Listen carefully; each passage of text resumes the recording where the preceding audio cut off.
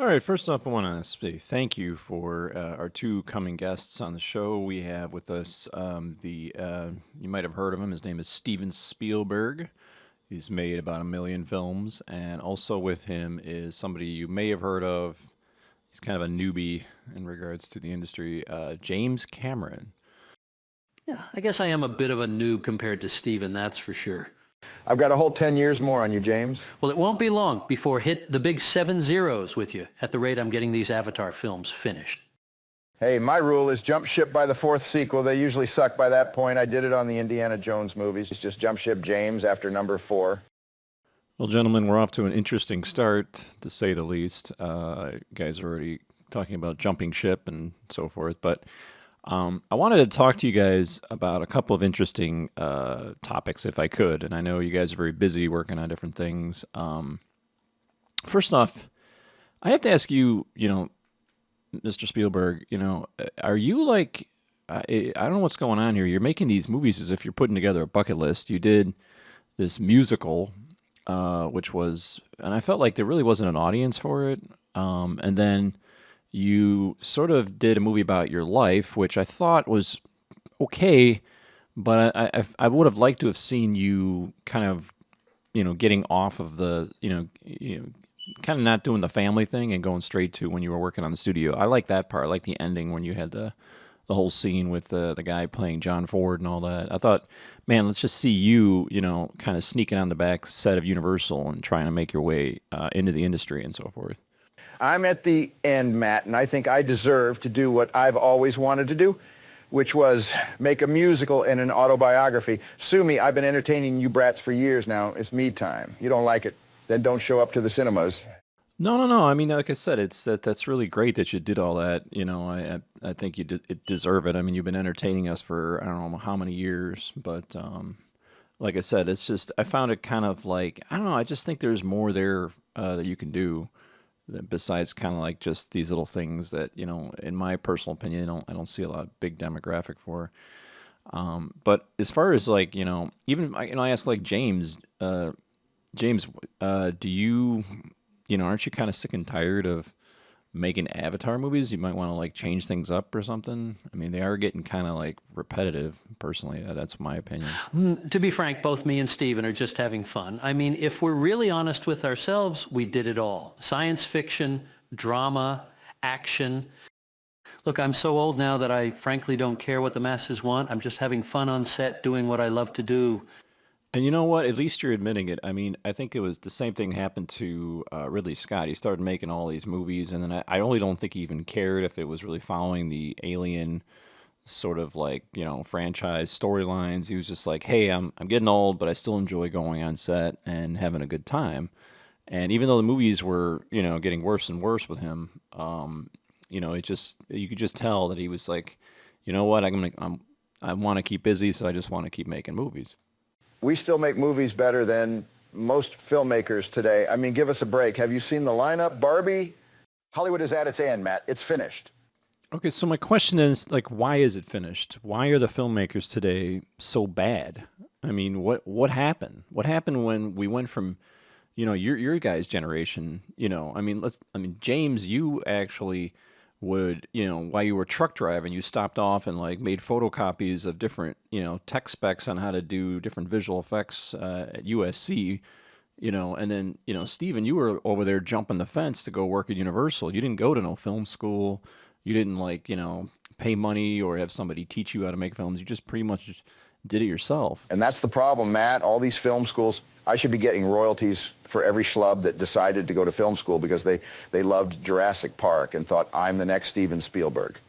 With Steven on this, we're in a very sad state of affairs. We have millions of self-appointed directors and not a drop of story to drink. That kind of shocks me. You think we get all these people, all these, graduated from all these fancy film schools, yet none of them can make a good story. Well, I've met most of them on the streets and at festivals. Here's the issue. Most of these young filmmakers haven't really lived a life worth telling a story about. They've never been in a war or a Great Depression or plague. Wait a minute. What about like, COVID? That was technically a pandemic, wasn't it? Matt, that was 2 years watching Netflix. It was a very mild sickness compared to the bubonic plague or even the 1918 flu. Yep, totally true. These filmmakers are not filmmakers. They're fanboys pretending to be filmmakers. That's why they can only copy life from films instead of doing what me and James did, take from our lives and make stories. Sure, we watched and learned from the classics, but cinema in our day had humility and heart. It wasn't always so dark and cynical like the crap we see today. My goodness, some of this crap is so depressing I want to hang myself. So it's just a lack of life experience as to why these stories are like this, or maybe there's something else going on as well? Well, Matt, they're just plain lazy. I won't lie. They're gearheads buying up as much camera gear, and they forget the most important fact about filmmaking. You see, filmmaking is a war, and in order to go to war, you need to feed and move an army. In order to move and feed an army, you need money. It's like going to war with a pistol. Films are the collaboration of thousands of people working together in sync as a team. All these schlubs want is to be the king director. They want the glory, but they don't want to put in the work. One thing that has not changed and will never change is that a good story and a competent crew will inevitably bring the money that will make the film. Damn straight, James. And you know what? I've had these fanboys shove their films in my hands, literally, when I'm on the beach or with my kids. They'll shove a Blu-ray in my pocket. I'm not kidding. And frankly, when I do look at the films, they're always the same. The guy that films his girlfriend in slow motion on a beach with some lame voiceover poetry about life. Every video, the same thing. Slow motion girlfriend on a beach. If I can find one filmmaker that makes a film where he's forced to get out an external audio recorder and record a scene of dialogue with two people, I'll sign a 3-picture deal with them. But so far, it's been the same video. Slow motion girlfriend. Bad narration. The laziness, it just shocks me. And they're filming on these amazing cheap cinema cameras that go for $2,000. I would be making films left and right if I had one of these cameras growing up in Arizona. I mean, I can't imagine it just can't be the same video like that. I mean, they are going to film school, right? I mean, what's your opinion of film schools? I mean, they're everywhere now. Wherever you go, there's a film school. I mean, aren't they doing something in regards to teaching these kids how to make films? Like you mentioned earlier, Matt, when I was a truck driver, I would just stop into USC and photocopy all the info I needed from their cinema school library. You have to be determined. And like what Stephen was saying, you can't be lazy. I mean, today you guys have YouTube with every hack filmmaker alive trying to convince you as well that you too can be Steven Spielberg and James Cameron. It's like telling everyone they too can be President of the United States. Hate to burst your bubble, but there are not enough directing jobs out there. It's okay to be a grip or a gaffer or a visual effects artist. You don't need film school. Film school is the biggest waste of money in the history of education. They need to ban all film schools. I was rejected by USC and UCLA. You know what I did? Illegally jumped the fence onto the Universal backlot until I started filming shows like Night Gallery.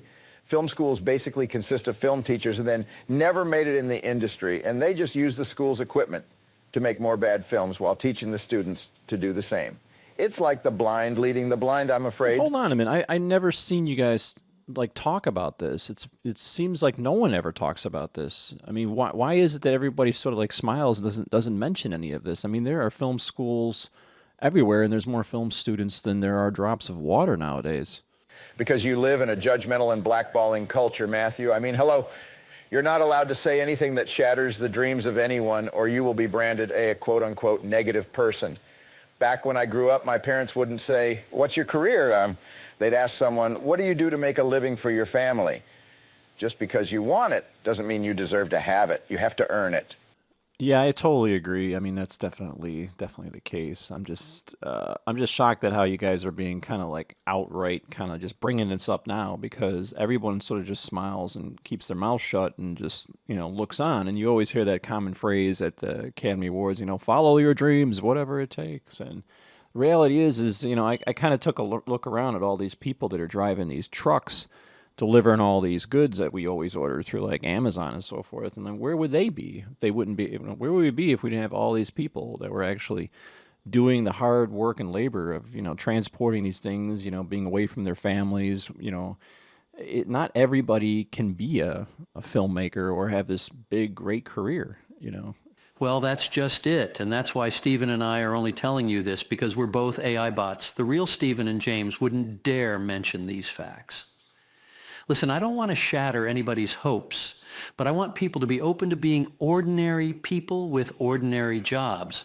Honestly, that's what most great cinema and storytelling stems from. The average Joe and Jane, we make stories about them that entertain millions, and people can relate to their stories. I just hope we figure it out in the end and not see people go off and waste their lives striving and never getting what they think is what they should be. Well, with that said, definitely thank you two for being on, and I hope this has definitely been an awesome learning experience for both of us. Thanks, James, and thanks, Stephen. Anytime.